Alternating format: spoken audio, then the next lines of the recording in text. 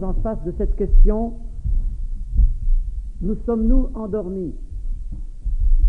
Et depuis vendredi soir, il y a une progression dans les messages, et je ne sais pas si vous avez remarqué l'enchaînement des différentes questions qui ont été posées.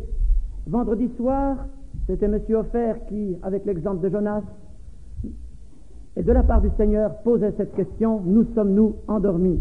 Samedi matin, avec l'exposé de M. Favre, c'était la réponse à cette question: notre amour s'est-il refroidi? Samedi après-midi, avec la voix de nos sœurs venant de terre missionnaire, c'était la réponse à cette question: sommes-nous exercés par les besoins missionnaires? Samedi soir, par le message de notre frère M. Ferretti, c'était: notre conscience est-elle influencée par la mentalité actuelle? Puis dimanche matin, lors du culte et du message de M. Dubois, c'était cette question: marchons-nous comme des enfants de lumière? Quant à hier après-midi, qui veut servir le Seigneur à la 11e heure? Et hier soir, veillons-nous tandis que la nuit s'avance? Il était juste qu'en conclusion de cette série, nous parlions aussi du jour qui approche et de l'espérance qui est dans nos cœurs, mais aussi des actes pratiques qui doivent résulter de ces conférences de Pâques. Aussi, mon sujet est-il le suivant: que faisons-nous alors que le jour approche?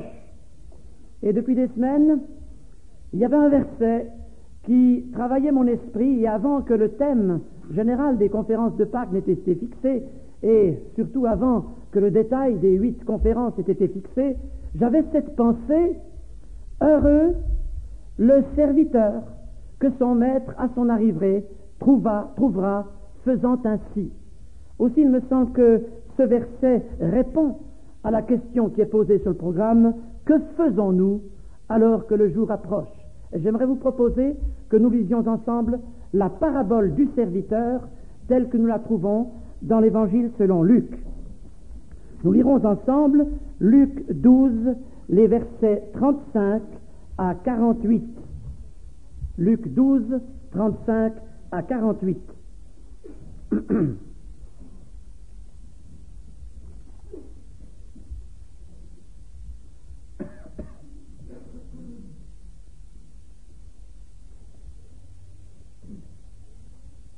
Que vos reins soient sains et vos lampes allumées, et vous, soyez semblables à des hommes qui attendent que leur maître revienne des noces, afin de lui ouvrir dès qu'il arrivera et frappera. Heureux ces serviteurs que le maître à son arrivée trouvera veillant. Je vous le dis en vérité, il se ceindra, les fera mettre à table et s'approchera pour les servir. Qu'il arrive à la 2e ou à la 3e veille, heureux ces serviteurs s'il les trouve veillants. Sachez-le bien, si le maître de la maison savait à quelle heure le voleur doit venir, il veillerait et ne laisserait pas percer sa maison. Vous aussi, tenez-vous prêts, car le Fils de l'homme viendra à l'heure où vous n'y penserez pas. Pierre lui dit: Seigneur, est-ce à nous ou à tous que tu adresses cette parabole? Et le Seigneur dit: quel est donc l'économe fidèle et prudent que le maître établira sur ses gens pour leur donner la nourriture au temps convenable? Heureux ce serviteur que son maître à son arrivée trouvera faisant ainsi. Je vous le dis en vérité, il l'établira sur tous ses biens. Mais si ce serviteur dit en lui-même: mon maître tarde à venir, s'il se met à battre les serviteurs et les servantes, à manger, à boire et à s'enivrer, le maître de ce serviteur viendra le jour où il ne s'y attend pas et à l'heure qu'il ne connaît pas, et il le mettra en pièces et lui donnera sa part avec les infidèles. Le serviteur qui, ayant connu la volonté de son maître, n'a rien préparé et n'a pas agi selon sa volonté, sera battu d'un grand nombre de coups. Mais celui qui, ne l'ayant pas connu, a fait des choses dignes de ce châtiment, sera battu de peu de coups. On demandera beaucoup à qui l'on a beaucoup donné, et on exigera davantage de celui à qui l'on a beaucoup confié.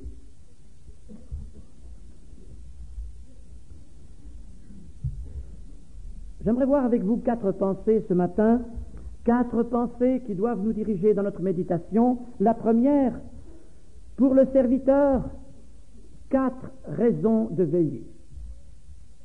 La deuxième, pour le serviteur, 4 dangers à éviter. La troisième, pour le serviteur, 4 qualités à démontrer. Et la quatrième, pour le serviteur, 4 aspects de sa vocation. Et ce matin, il faudra que je me discipline. Je crois avoir dit aux élèves dans les cours pratiques que quand on voulait avoir 4 points dans un message, il fallait que ces points soient d'autant plus brefs. Alors je vais essayer, puisque je me suis engagé envers la session, de tenir mes engagements envers chacun de vous. Mais pourtant, ces 4 points, ce n'est pas par fantaisie que je les ai mis sur mon papier, c'est le texte biblique qui les impose. Ce serviteur fidèle et prudent, que son maître a établi et qui doit être trouvé à son arrivée, faisant ainsi, il a 4 impératifs de vigilance qui sont comme soulignés par le cadre des paroles que nous avons lues. Vous savez que dans l'Écriture, le contexte illumine toujours le texte et il ne faut pas interpréter le texte en dehors du contexte. Eh bien, figurez-vous que cette parabole du serviteur, elle se trouve aussi dans l'Évangile selon Matthieu, et dans cet Évangile selon Matthieu, nous la découvrons dans le cadre du discours du Seigneur sur le mont des Oliviers, ce discours prophétique où le Seigneur annonce entre autres qu'il y a l'accomplissement des signes précurseurs de sa venue. Il parle, Matthieu 24, du figuier qui pousse des feuilles et des fruits et qui est le signe que l'été est proche. Image d'Israël retrouvant sa patrie et qui doit être pour nous le signe annonciateur du retour du Seigneur. Ce signe s'est accompli dans la génération précédente. Par conséquent, nous sommes dans le cadre de cette parabole. Puis il y a le signe de l'insouciance. Matthieu 24 parle de ces temps qui seront comme ceux de Noé, où les gens ne se doutèrent de rien jusqu'à ce que le déluge vint et les fils tous périrent. Aujourd'hui, nous vivons ce temps d'insouciance, ce temps où les hommes disent paix, sûreté, ce temps où l'on oublie tout, où l'on ne veut pas s'occuper des choses de Dieu, ce temps d'indifférence qui est tellement usant autour de nous. Et les gens ne se doutent de rien, et la catastrophe viendra et les emportera tous. Et puis il y a le troisième signe, mentionné dans Matthieu 24, et ce signe est encore futur, mais il est proche.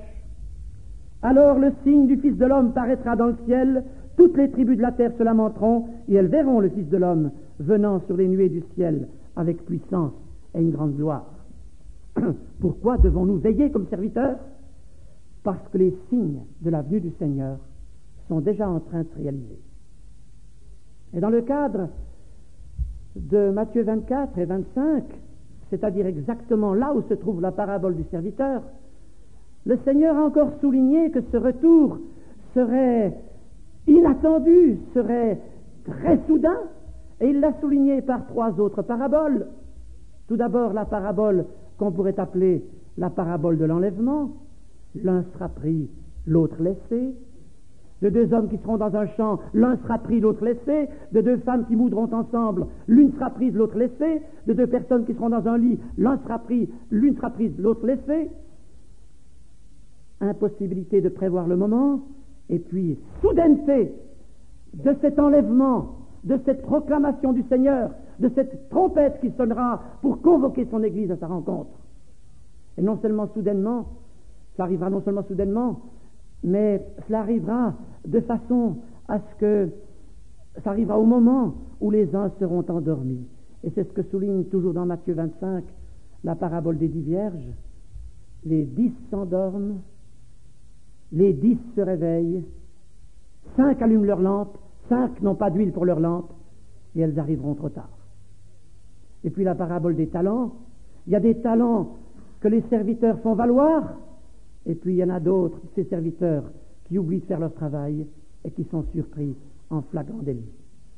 Deuxième raison de veiller, chers amis, non seulement nous sommes dans les temps des signes précurseurs de la venue de Christ, mais ce retour sera très soudain, inattendu. C'est pourquoi il faut veiller. Et puis il y a une troisième raison. on ne peut ni calculer, ni prévoir l'heure de ce retour. Les témoins de Jéhovah ont déjà annoncé 8 fois une date pour la fin du monde. Chaque fois, ils se sont trompés. D'autres mouvements d'erreur vous troublent et vous incommodent en vous prévoyant une fin du monde pour 1983, pour 1985, enfin, chacun a sa date à proposer. Eh bien, mes amis, le retour du Seigneur est ce qui doit précéder, c'est-à-dire l'enlèvement de l'Église. Personne ne peut le prévoir. Nul ne sait ni le jour ni l'heure. Et cet aspect est comme souligné par le texte parallèle dans l'Évangile selon Marc, où la parabole du serviteur est donnée sous termes différents. Je lis, tout en vous communiquant la référence, vous pourrez lire ça chez vous, Marc 13, 34 à 37. Il en sera comme d'un homme qui, partant pour un voyage, laisse sa maison, remet l'autorité à ses serviteurs, indique à chacun sa tâche et ordonne au portier de veiller.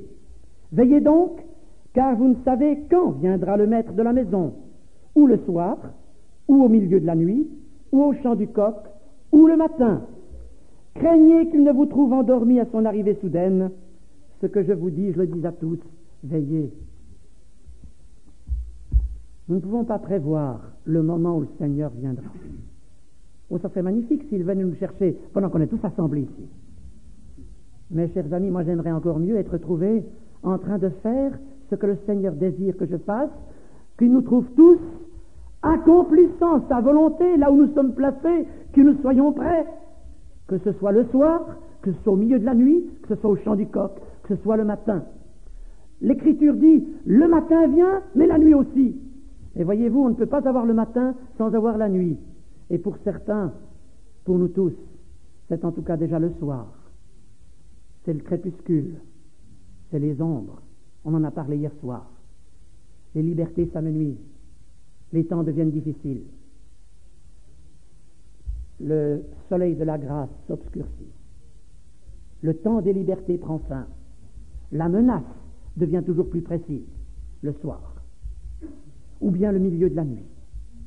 Le moment où la nuit est la plus sombre, l'épreuve la plus profonde. Pensons à nos frères et sœurs dans les asiles psychiatriques en URSS, dans les camps de concentration. Pensons à ces milliers de chrétiens qui souffrent pour leur foi. Pour eux, c'est la nuit la plus sombre. Et je me demande si dans cette salle, il y a encore quelqu'un qui est dans la nuit la plus sombre. Oh, chers amis, regardez à Christ et vous aurez la lumière, même au sein de votre nuit profonde. Il y a des amis parmi nous qui passent par des épreuves très profondes. Oh, que Christ se révèle à vous et que vous ayez la clé de votre situation dans votre nuit profonde. Et puis, le moment du chant du coq. Ah, ça doit faire appel à quelque chose dans votre mémoire biblique. Que s'est-il passé lors du chant du coq? C'est alors que Pierre a renié son maître. Et mes amis, nous vivons l'époque des reniements. L'Église est en train de renier son maître. Ceux qui avaient promis d'être fidèles sont en train de dire, ce maître, je ne le connais pas. Eh bien, que ce soit le soir, que ce soit la nuit, que ce soit le moment du chant du coq, nous ne pouvons pas prévoir ni calculer l'heure du retour de notre bien-aimé Seigneur, ou plutôt l'heure de la sainte convocation à sa rencontre. Et c'est pourquoi, parce que nous ne pouvons pas le prévoir, comme serviteurs, nous avons à veiller. Et puis l'évangile selon Luc complète le tableau, parce que l'évangile selon Luc fait ressortir, et ça se trouve tellement riche dans l'écriture, tout se complète, et en même temps, il y a une telle richesse que ce que nous ne voyons pas dans un évangile, nous le trouvons dans l'autre, et puis le tableau apparaît complet quand on a lu les 3 récits parallèles. Eh bien, ici dans Luc, c'est un autre aspect que le contexte fait ressortir. Il n'y a qu'une minorité qui se prépare au retour du Maître. Le texte que nous avons lu s'ouvre par ces mots, « Que vos reins soient sains ». Et selon les commentateurs de l'Écriture, le Seigneur devait faire allusion à un événement d'importance dans l'histoire d'Israël, quand, alors que les Égyptiens allaient être frappés de la 10e plaie, Dieu a dit à son peuple d'Israël, saignez vos reins, allumez vos lampes, préparez-vous au départ. Et dans cette nuit où tous les Égyptiens se sont endormis la conscience tranquille et se sont réveillés au milieu de la nuit avec un mort dans chaque maison, les Israélites avaient les reins sains, ils avaient le bâton à la main, ils étaient prêts au départ. La majorité ne s'occupe pas de la venue du maître. Le serviteur qui fait partie de la minorité, il se prépare au départ. Ayez vos reins sains et vos lampes allumées, comme ces vierges sages qui avaient pris de l'huile et qui avaient les lampes allumées, et quand le maître est arrivé, elles sont entrées avec lui dans la salle du festin. L'Église de Jésus-Christ doit être cette lumière qui brille dans le monde. Mais l'Apocalypse, dans le dernier avertissement du Seigneur à l'Église, parle aussi de ces chandeliers qui devraient briller, mais qui ne brillent plus. Cet avertissement, si tu ne te repens pas, dit-il à l'Église d'Éphèse, j'ôterai le chandelier de ta place.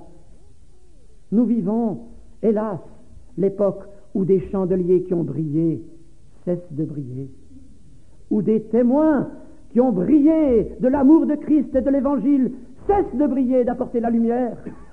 Oh, que le Seigneur nous donne d'apporter la lumière qui est la nôtre, et que le chandelier qu'il a confié à l'action biblique brille d'une vive lumière, qu'il nous rende fidèles pour cela. Et puis, vous l'avez vu, dans le cadre de cette parabole du serviteur, dans l'évangile de Saint Luc, il y a cette mention du voleur qui arrive au milieu de la nuit, et du maître qui, s'il savait à quelle heure le voleur veut venir, veillerait et ne laisserait pas percer sa maison. Si vous avez déjà été cambriolé, eh bien vous avez éprouvé une impression très désagréable quand vous avez découvert les dégâts du cambriolage. Et puis vous vous êtes dit, si seulement j'avais mis cela sous clé, si seulement j'avais veillé, si seulement j'avais pris des dispositions. Et on peut se perdre en toutes sortes de conjonctures, mais ça ne sert à rien. Le voleur a pris ce qu'il a voulu prendre. Savez-vous que le jour du Seigneur sera pour certains comme un voleur? Nous l'avons lu hier soir en 1 Thessaloniciens 5. Le Seigneur lui-même sera voleur pour ceux qui ne veillent pas, parce qu'il leur prendra même ce qu'ils ont. Et ceci, l'Écriture le dit formellement, et j'ai été frappé dans l'Apocalypse que cette image du voleur est citée à 2 reprises. La première fois, dans la lettre à l'église de Sardes, qui est une église qui dort, on est toujours dans notre thème, vous voyez, une église qui dort, et à qui le Seigneur dit ceci, si tu ne te repens pas, je viendrai à toi comme un voleur. Ces chrétiens d'étiquette, ces gens qui vivent du renom du passé, qui pensent que tout est en ordre, quand l'enlèvement viendra et qu'ils seront laissés, ils verront, non pas qu'ils ont perdu leur salut, parce qu'ils n'auront pas reçu le salut. Ils ne l'auront pas eu le salut. Ils ont pensé que d'appartenir à une confession, ça aurait été suffisant. Ils ont pensé que faire des devoirs religieux, ça aurait été assez. Et soudain, à l'enlèvement, ils sont laissés. Quelle terrible surprise. Pire que la surprise du maître de maison qui voit que le voleur s'est introduit pendant qu'il dormait. Oh, chers amis, réveillons-nous enfin du sommeil. Et s'il y a ici quelqu'un qui a pensé qu'il était sauvé d'office parce qu'il appartenait à une famille chrétienne, parce qu'il était membre de telle assemblée ou de telle confession, je vous en supplie, repentez-vous, acceptez Christ, et vous serez sauvés, et vous aurez part à l'enlèvement. Et le Seigneur ne sera pas pour vous un voleur, il sera ce bien-aimé maître que vous réjouissez de voir. Et l'image du voleur dans l'Apocalypse, elle apparaît une deuxième fois. Chronologiquement, ça se passe plus tard. C'est dans Apocalypse 16, lorsqu'il est question de la bataille d'Armageddon.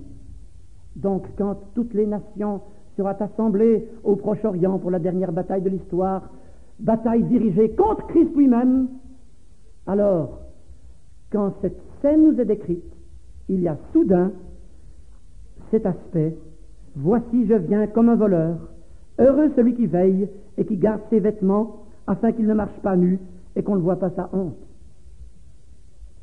Le Seigneur se prouvera voleur pour ce monde qui vit dans les illusions, qui prétend que tout va bien quand tout va mal, qui dit paix, sûreté, et la ruine soudaine le surprendra. Chers amis, comprenez-vous que nous sommes dans un monde où la majorité ne veut pas entendre, ne veut pas se préparer, et où seule une minorité doit se préparer à la rencontre du Seigneur et daigne se préparer à cette rencontre. Sommes-nous de la majorité qui dort ou de la minorité qui se réveille? Sommes-nous de la majorité qui veut la vie facile ou sommes-nous de la minorité qui accepte le combat? 4 raisons de veiller pour le serviteur. Eh bien, mes amis, c'est cela. Les signes de sa venue sont là. La soudaineté de cette venue nous est attestée. On ne peut pas la prévoir ni en calculer la date. Mais ce qui est certain, c'est que l'immense majorité de nos semblables vit dans l'illusion et ne veut pas s'y préparer. À nous d'être ce serviteur qui veille, afin qu'à son arrivée, le Maître le trouve agissant selon sa volonté, comme nous le verrons. Mais avant cela, j'ai une deuxième pensée à mettre devant vous, que le texte nous souligne 4 dangers que le serviteur doit éviter. Et éviter à tout prix. Lisons encore le verset 42.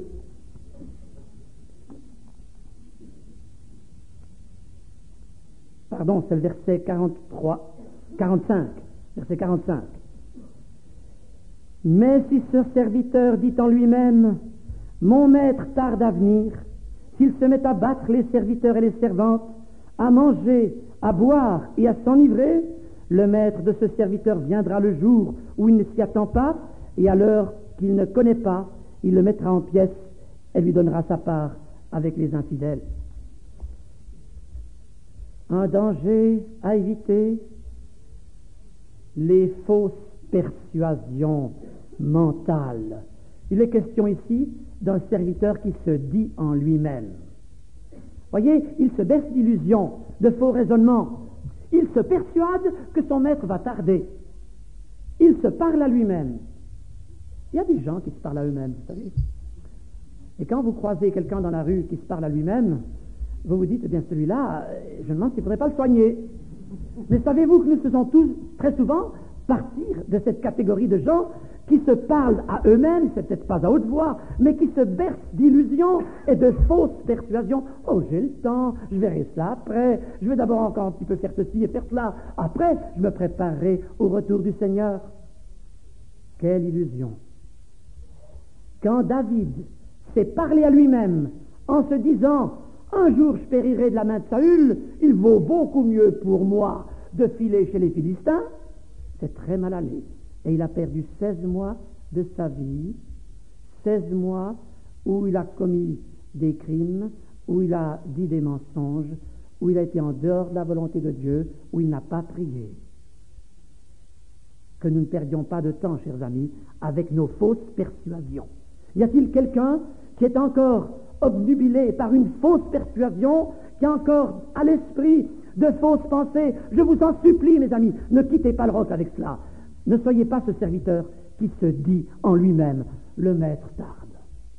Alors le résultat, qu'est-ce qu'il a fait ce serviteur? Eh bien, deuxième danger à éviter, voyez-vous, il a pensé qu'à lui. Manger, boire, même s'enivrer. C'est plus occupé des autres, encore moins de son maître, il s'est occupé que de lui.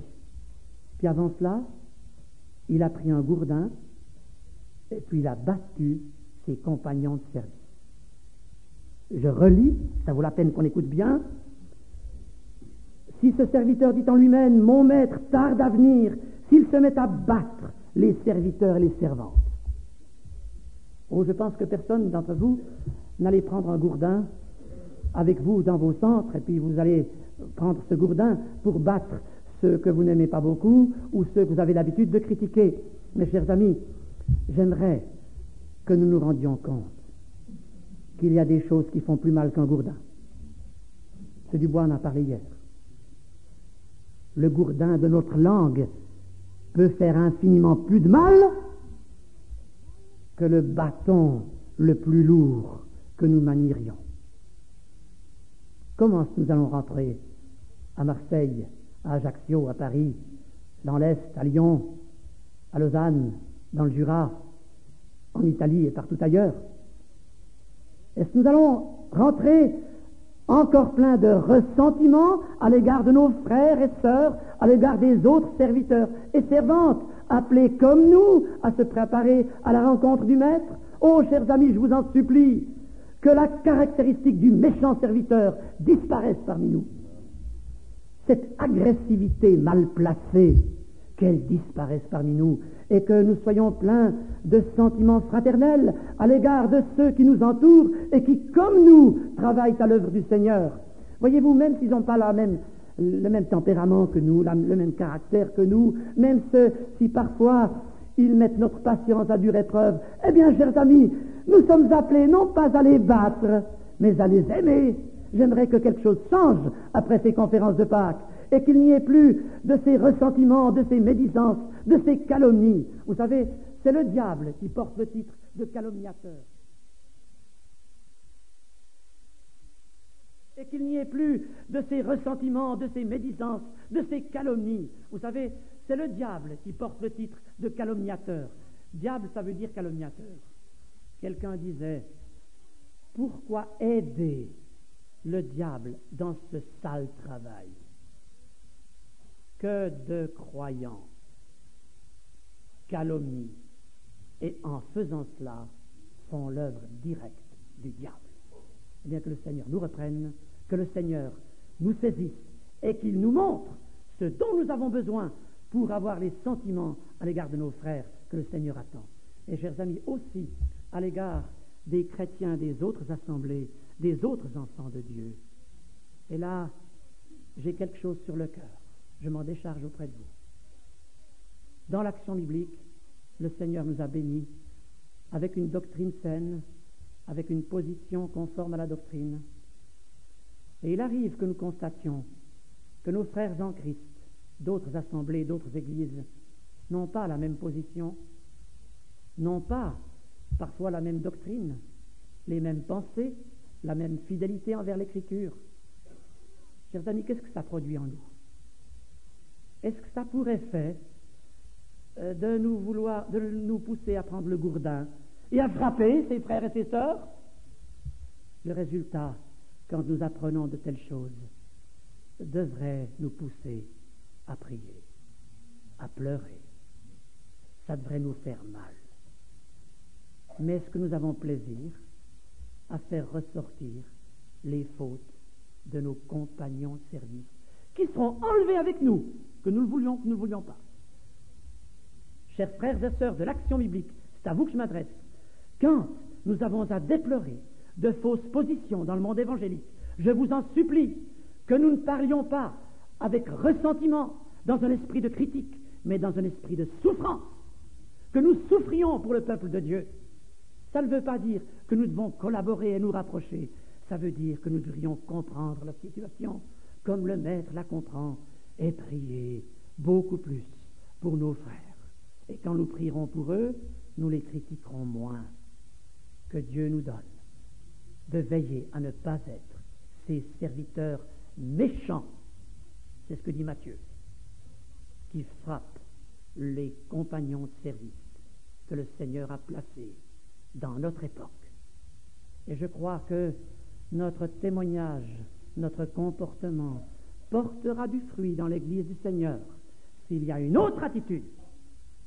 Que Dieu nous garde d'être des pharisiens action biblique, et que s'il nous fait la grâce d'être fidèles, que nous puissions, chers amis, aussi être fidèles dans nos sentiments à l'égard du corps de Christ.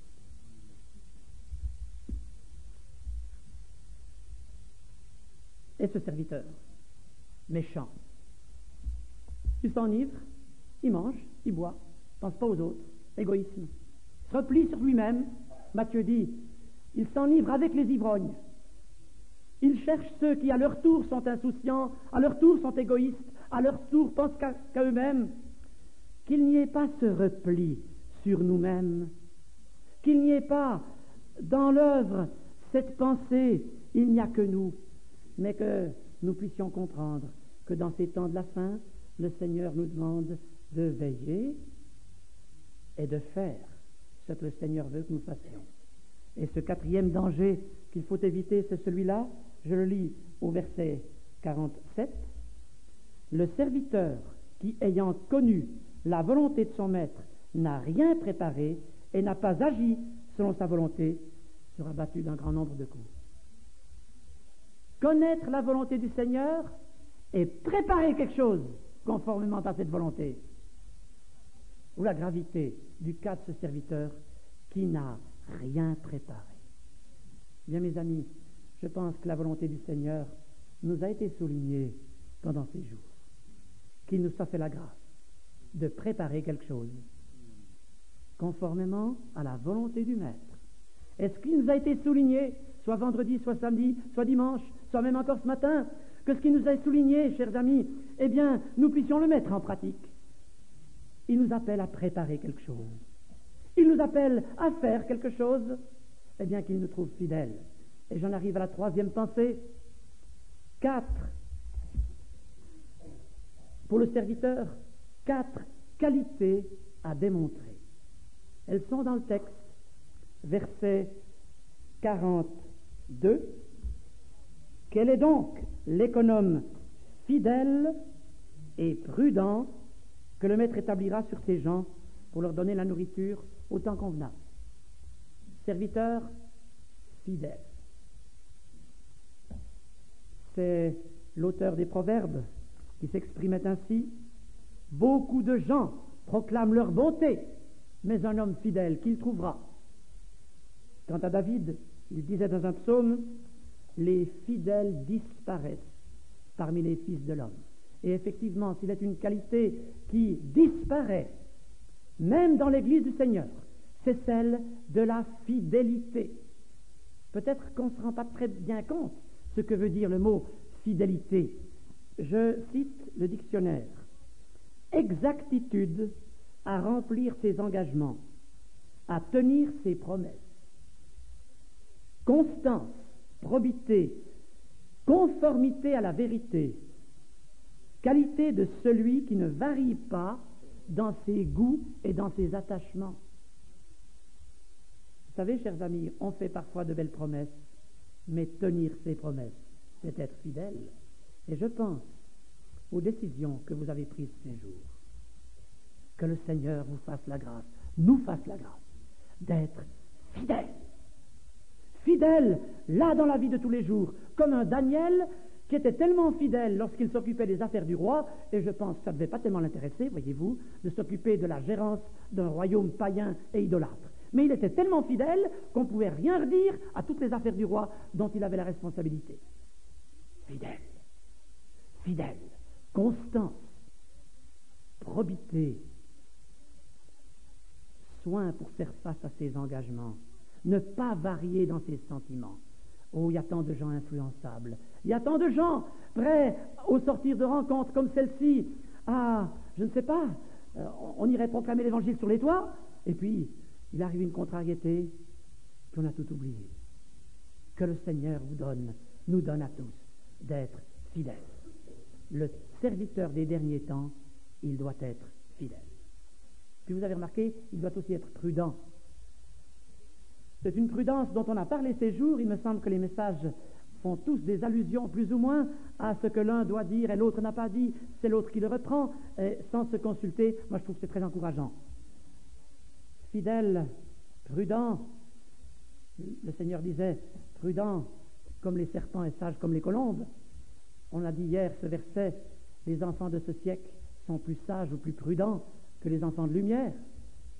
C'est le résultat de cette sagesse divine qui ne dédaigne pas le bon sens d'en bas, mais qui fait un équilibre.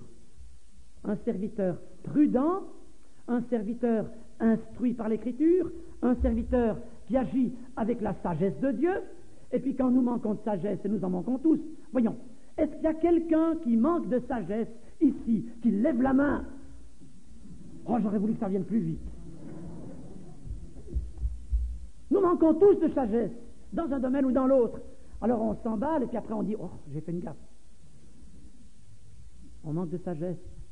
Si quelqu'un manque de sagesse, qu'il la demande au Seigneur, qu'il la donne à tous, libéralement. Alors nous avons la possibilité d'être ce serviteur prudent et sage. Et puis d'être aussi ce serviteur stable. Je lis verset 44. Ce serviteur, je vous le dis en vérité, le maître l'établira sur tous ses biens. Et verset 42, le serviteur fidèle et prudent que le maître établira sur ses gens. L'Église de Jésus-Christ manque aujourd'hui de serviteurs stables, de serviteurs établis. Il y a tant de gens qui se laissent influencer par les différents courants de pensée et parfois de doctrine. Emportés à tout vent de doctrine, disait l'apôtre. Mais Dieu a besoin de gens stables. Oh, que ces conférences aient contribué à nous rendre stables. Le Maître désire, chers amis, vous rendre stables. C'est pourquoi il a dit, ce n'est pas vous qui m'avez choisi, mais c'est moi qui vous ai choisi, afin de vous établir, afin que vous alliez et que vous portiez du fruit. Non pas afin que vous alliez pour vous établir, mais d'abord vous établir afin que vous alliez. Vous n'irez pas sur terre missionnaire porter du fruit pour Dieu si d'abord vous n'êtes pas établi, c'est-à-dire stable en Christ.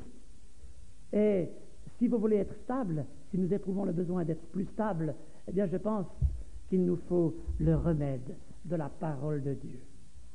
C'est elle qui nous stabilise. Quand j'ai été opéré du cœur, il paraît que 2-3 jours après, mon cœur ne voulait pas se stabiliser. Alors il a fallu que je retourne aux soins intensifs, enfin un électrochoc, pour stabiliser le rythme de mon cœur. Je ne sais pas si quelqu'un aurait besoin d'un traitement analogue. Alors venez à la prochaine session, ou bien allez à l'étude biblique, ou bien consacrez le temps nécessaire. Voilà là le remède stabilisateur. Nous avons besoin d'être établis. C'est le Maître qui veut nous établir. Il promet de le faire. Ne dites pas, jamais j'arriverai à être établi. Mais non, le Maître établira ce serviteur. Il promet de le faire. Mais peut-être qu'il faut le traitement approprié.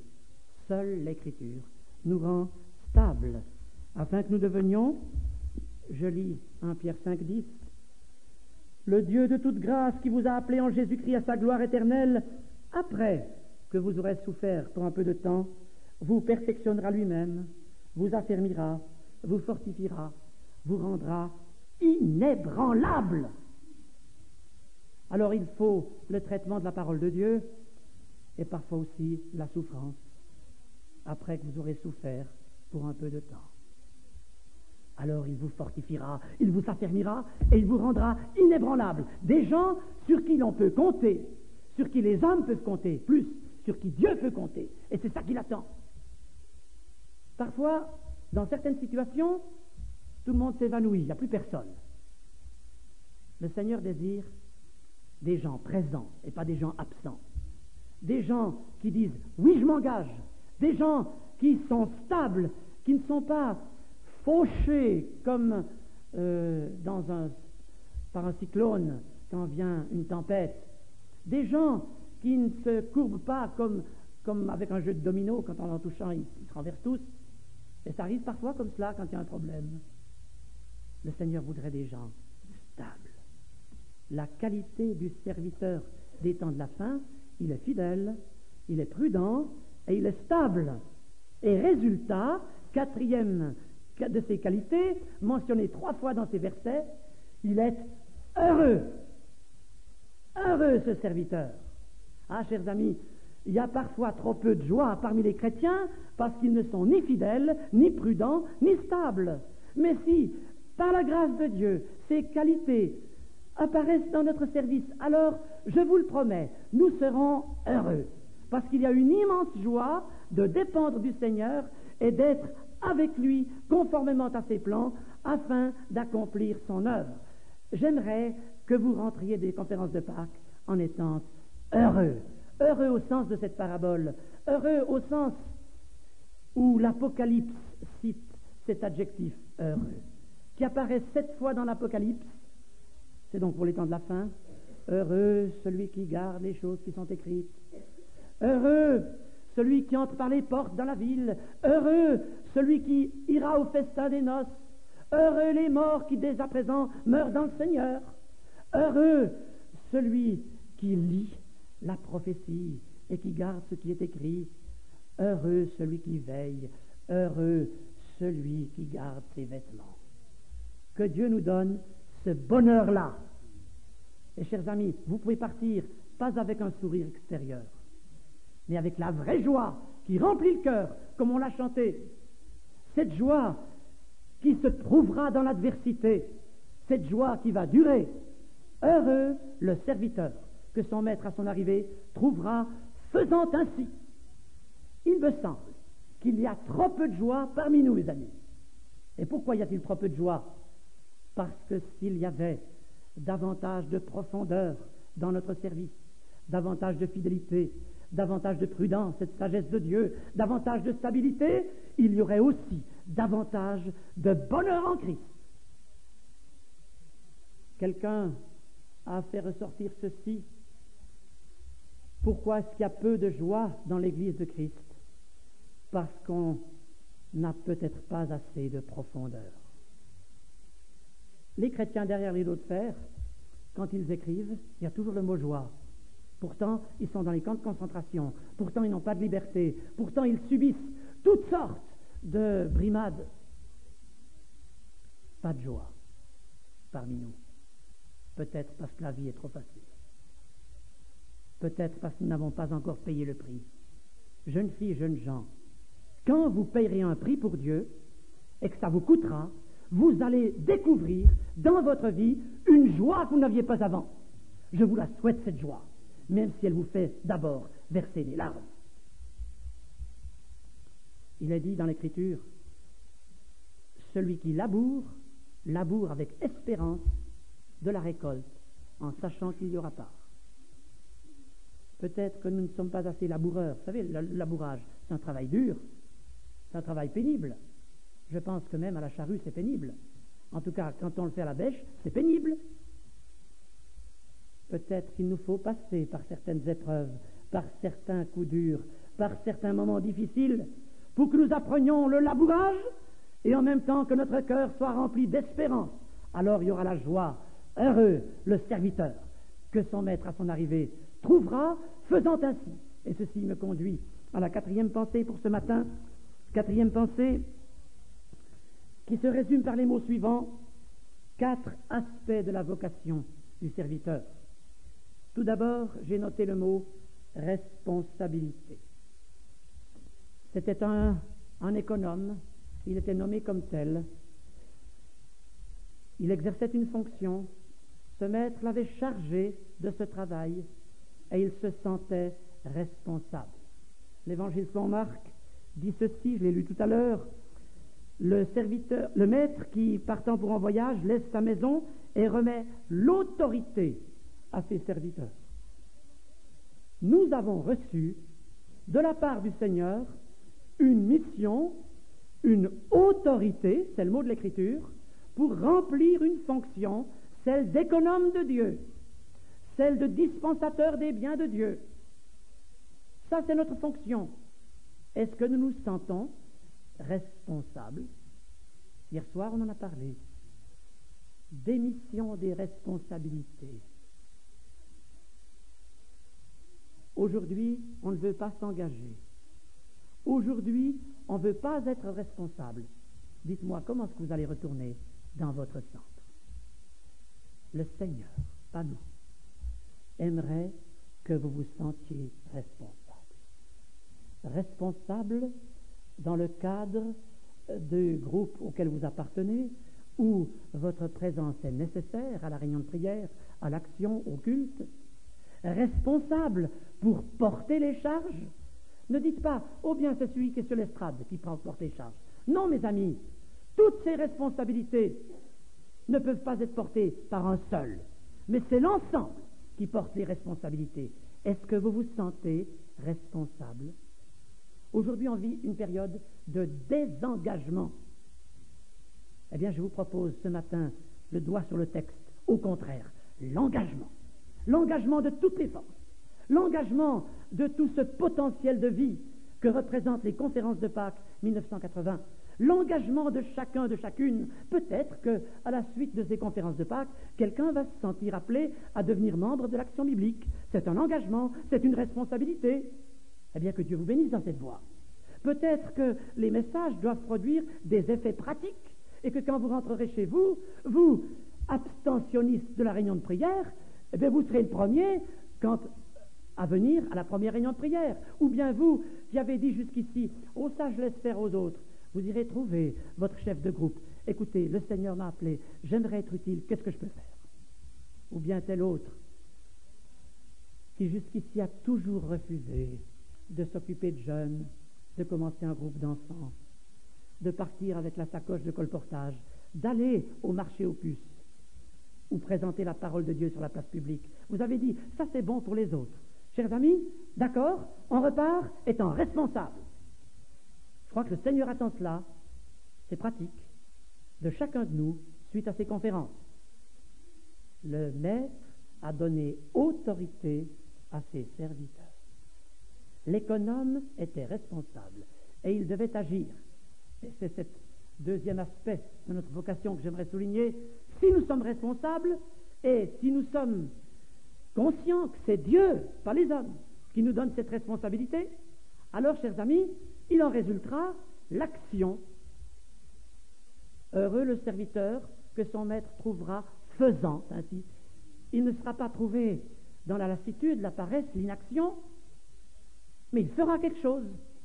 Et j'aimerais vous dire, il ne fera pas n'importe quoi. Ne confondez pas action et activisme. J'aimerais pas que le Seigneur considère l'action biblique comme l'activisme biblique, ni comme l'inaction biblique. Il est dit, heureux le serviteur que son maître trouvera faisant ainsi, pas faisant ce qu'il veut, ou faisant beaucoup de choses, ou faisant tout ce qu'il peut. C'est pas tout à fait ça. Le texte dit faisant ainsi, désignant que la volonté du maître, elle s'exprime dans une direction précise, qu'il y a une direction précise pour notre vie, qu'il y a une vocation précise à remplir, qu'il y a une action définie dans laquelle nous devons entrer. Eh bien, chers amis, heureux le serviteur que son maître à son arrivée trouvera faisant ainsi. Et qu'est-ce qu'il fera, ce serviteur? Eh bien, il distribuera la nourriture au temps convenable. C'est là sa mission. Il ne peut pas tout faire, ce serviteur. Et n'essayons pas de tout faire. Mais distribuons la nourriture de saison au temps convenable. Notre prière avant ces conférences de Pâques, cela a été que la nourriture de saison soit distribuée au temps convenable. Chers amis, si cette prière a été exaucée, savez-vous ce qui se passera? C'est que de retour à Paris, à Genève, à Lausanne et partout, vous distribuerez à votre tour la nourriture au temps convenable. Et nous sommes entourés d'une génération qui a faim et qui a besoin de cette nourriture. Rendez votre témoignage et vous verrez les besoins. Parlez à ce voisin de palier et vous verrez cette détresse. Essayez d'entrer en contact avec ce camarade de travail et peut-être sous la scarapace, vous découvrirez une âme qui souffre. Alors apportez la nourriture spirituelle au temps convenable. Et j'espère que vous partez les poches remplies. Oh non, ça irait pas dans les poches. La serviette, la valise remplie de littérature. Vous savez, vous allez rendre service à M. Franck, plutôt que de remballer tout ce qu'il y a là sur les rayons et de devoir les mettre dans des cartons, les conduire à la maison de la Bible et les redéballer, les remettre sur des rayons. Eh bien, ça serait tellement plus simple que vous vidiez les rayons. Et ça vous permettrait, chers amis, de distribuer la nourriture au temps convenable. Et peut-être aussi, distribuer cette nourriture, c'est parler quand jusqu'ici on s'est tu, et c'est vivre quand jusqu'ici on n'a pas vécu, et c'est dire autour de nous que le Seigneur vient bientôt et qu'il faut s'y préparer. Responsabilité, action, distribution, un tout dernier mot, c'est le mot espérance. Et je lis verset 36. Et vous, soyez semblables à des hommes qui attendent que leur maître revienne des noces, afin de lui ouvrir dès qu'il arrivera et frappera. Le serviteur qui veille et qui fait ce que son maître attend de lui, c'est lui qui ouvrira la porte quand son maître viendra. Ah, chers amis, notre rôle d'enfant de Dieu, notre rôle d'église de Christ, notre rôle de serviteur fidèle, c'est d'ouvrir au maître qui va bientôt revenir. Si nous sommes remplis d'espérance, si nous nous réjouissons de ce retour, si toute notre joie, c'est justement la perspective que le maître vienne bientôt, que son église soit bientôt enlevée à sa rencontre et que nous soyons toujours avec le Seigneur pour l'éternité, alors mes amis, nous allons comprendre ce que signifie ouvrir la porte. En d'autres termes, hâter l'avènement du jour de Dieu. Puisque tout cela est en voie de dissolution, combien votre conduite et votre piété doivent être saintes, attendez et hâtez l'avènement du jour de Dieu, jour à cause duquel les cieux enflammés se dissoudront et les éléments embrasés se fondront. Attendre et hâter. La porte ouverte vers le ciel. L'espérance glorieuse qui pénètre au-delà des événements vers la certitude que notre Maître vient bientôt, très bientôt. Alors on s'y prépare, on s'en réjouit, on l'attend et on ouvre la porte. Voulez-vous, voulons-nous être de tels serviteurs? Chers amis, je ne peux pas conclure mon message, mais concluez-le, je vous en prie. Qui veut être ce serviteur, cette servante? Qui veut être ce serviteur vigilant?